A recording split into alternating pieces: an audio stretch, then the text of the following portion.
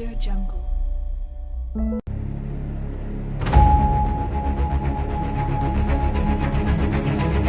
Jungle.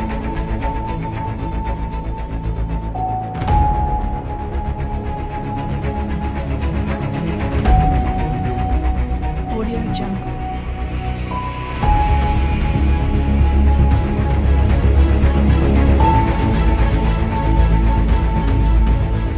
Audio Jungle. Audio Jungle.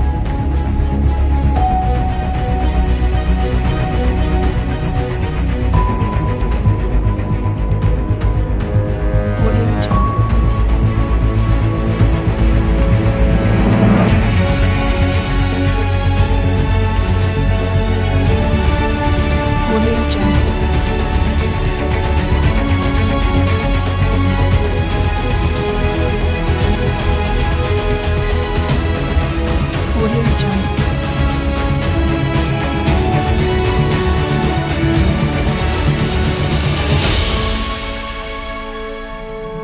Audio Jungle.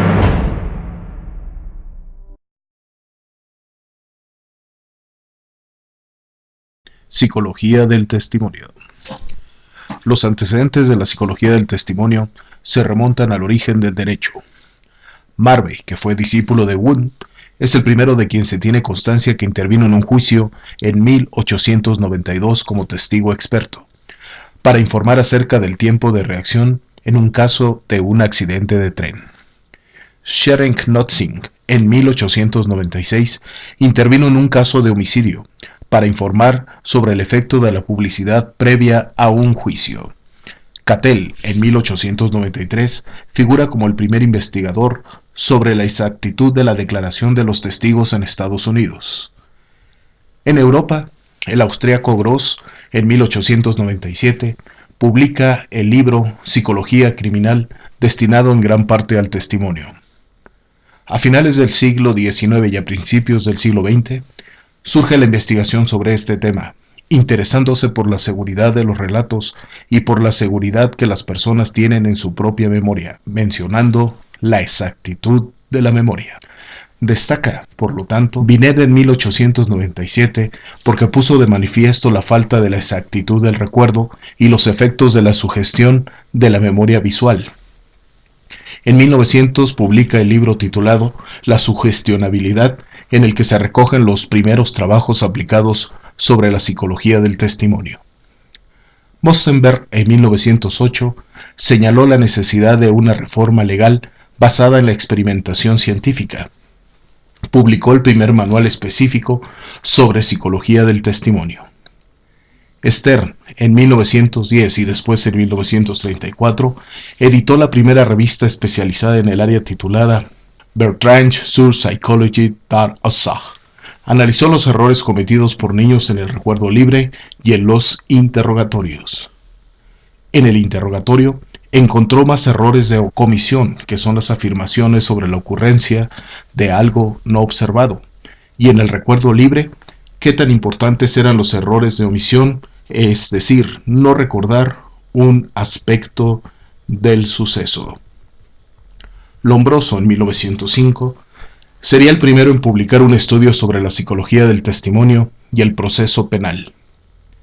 En la segunda década del siglo XX, en España, Francisco Santamaría realizó el primer trabajo experimental sobre la exactitud de la memoria de los testigos. En 1921, en Estados Unidos, se realiza el primer peritaje conocido sobre credibilidad de un menor víctima de agresión sexual.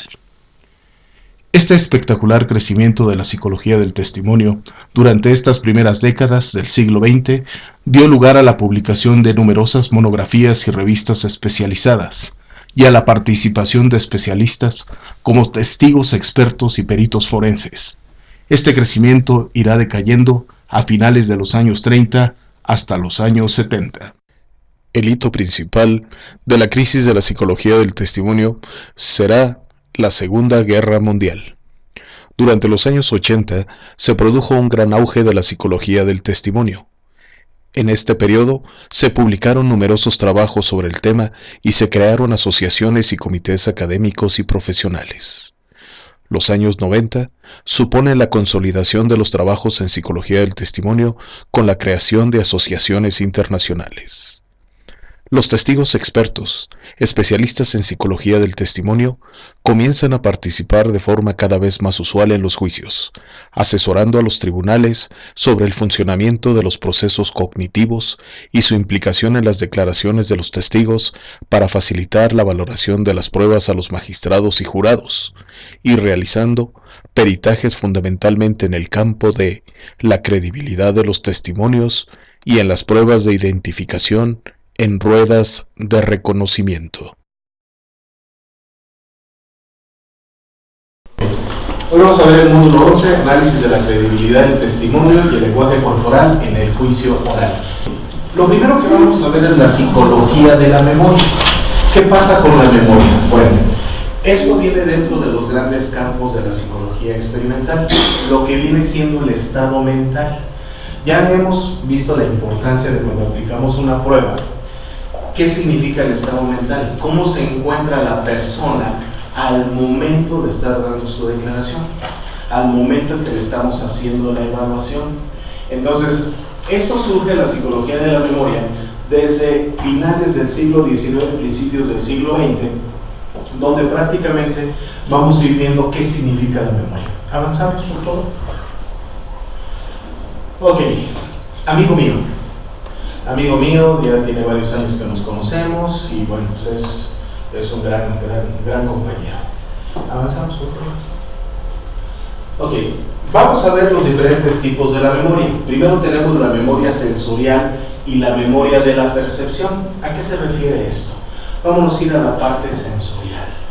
La memoria sensorial está relacionada con los 5 sentidos que tenemos. ¿Cuáles son los 5 sentidos?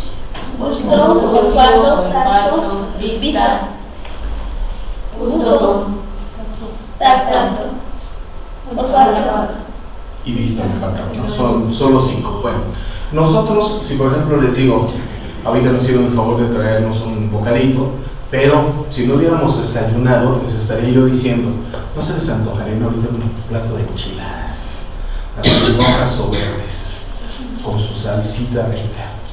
Encima, quesito, cebollita, y le deshebramos pollo, muchísima crema, y de pronto la empezamos a partir, la agarramos, nos empezamos a comer las enchiladas, y luego nos servimos un vaso de coca, fría, con ahorita no hace mucho calor, pero fría así, y que vemos cosas va saliendo la burbujita, y nos tomamos. ¿Sintieron los sabores? Ok, eso es una memoria sensorial. ¿A qué se refiere la memoria sensorial? Nosotros vivimos y experimentamos todo en base a nuestros sentidos. Cuando saludamos a alguien de beso, cuando saludamos a alguien de la mano, cuando probamos la comida, se quedan dentro de nuestro cuerpo esas sensaciones. Entonces, cuando nos vamos a la memoria, les digo, ¿se acuerdan cómo sabe el limón? ¿Le han chupado alguna vez el limón? Nuestra misma cara así como que, a los que no les gusta hacemos carita de ¡buah! O por ejemplo la miel de abeja, ¿no? Una cucharada de miel de abeja o de leche Nestlé, o por ejemplo nos tomamos ¿alguna vez han mordido una pelota de esponja? ¿No? Son súper amargas las pelotas de esponja, ¿no? Entonces no sé por qué la andaba yo mordiendo, pero son amargas. Entonces, ¿qué significa? Que en nuestra mente se van a quedar impregnados todo ese tipo de sensaciones. Y puede ser no solamente sabores, vamos a recordar con la memoria la parte de la vista, por ejemplo cuando nos fuimos a un lugar a la playa, del primer novio que tuve, de mi salón de clases, del profesor fulanito de tal, y recreamos todo el escenario como si nuevamente estuviéramos ahí. Esa es la memoria sensorial.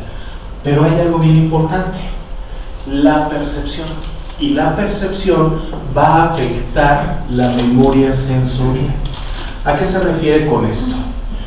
Que no a todos nos va a saber el mismo café al mismo sabor de dulce, o nos puede saber insípido, o a lo mejor nos sabe amargo. Por otro lado, cada una de ustedes me está viendo en este momento, pero cada una de ustedes tiene una perspectiva totalmente diferente. Ustedes me están viendo del lado derecho, ustedes me están viendo de frente y ustedes me están viendo del lado izquierdo. Es decir, a pesar de que es un objeto el mismo, cada quien tiene un ángulo diferente de cada uno. Ahora, ¿a todos les caigo bien? Seguramente no, o seguramente sí. Depende las experiencias que hayamos tenido, depende de los contactos que hayamos tenido, el trato que hayamos tenido. Entonces muchas veces las personas dicen, es que me cae gordo, tiene la sangre pesada. Y les dices, ¿lo has tratado? No, pero a simple vista como que ya me cayó gordo. Es decir, es lo que yo estoy percibiendo. Me parece que la persona es buena gente. O el café quedó delicioso y lo prueba otro, no me gustó. Cada quien va a dar su opinión dependiendo de la forma en que nosotros estemos determinando ese recuerdo. Y aquí es bien importante determinar, que nos vamos a ir a esta parte. La percepción primero va a estar relacionado con la detección. ¿A qué se refiere esto? Para que nosotros podamos recordar algo, tiene que ser significativo. Y lo primero que tiene que haber es prestar atención. Si no prestamos atención, las cosas van a ir pasando. No se van a quedar reflejadas en nosotros, a pesar de que nuestros sentidos están alerta. Posteriormente en la noche podemos recordar, Zainita tenía una sudadera gris y estaba padre, pero hasta después me di cuenta. Ay, el maestro Arturo traía roto su zapato y ni siquiera no me di cuenta hasta el final, ¿no? Entonces, lo primero es que tenemos que prestar atención. De la información que nos va a llegar, no toda nos las vamos a quedar. Y hay situaciones bien interesantes, fíjense. De todo lo que uno habla, del 100% de lo que uno habla, solo el 27% se queda. Así que el otro 73% se olvida. Por eso siempre cuando llego a clase e inicio un curso les digo, ¿qué vimos la clase pasada? Y todos empiezan a dar un repaso, no tenemos hábitos de estudio, pero no recordamos lo que vimos. Entonces nuevamente tenemos que hacer un recuerdo porque ya se nos olvidó. Y normalmente, ¿qué es lo que va a prevalecer? Lo que nosotros vamos a discriminar. ¿Y qué es ese proceso de discriminar? Decir, esto que está diciendo el profesor es cierto, es interesante, o yo recuerdo esto. Entonces ahí es donde inmediatamente nosotros vamos a prestar atención. Si yo les empiezo a hablar en este momento, fui profesor de economía y di clases también en la UACH, y hablaba yo de Carlos Marx. Y si les digo que Carlos Marx decía en su teoría del valor que los medios de producción no generan plusvalía, sino que es la fuerza de trabajo, ¿suena interesante? Pues como que dicen, pues de quién sabe de qué está usted hablando, qué es plusvalía, fuerza de trabajo, eso. Entonces no me van a prestar atención. Las personas se van a distraer. Cuando el tema es interesante, es cuando está captando la atención, pero interesante ¿para quién? Para la persona que lo está recibiendo.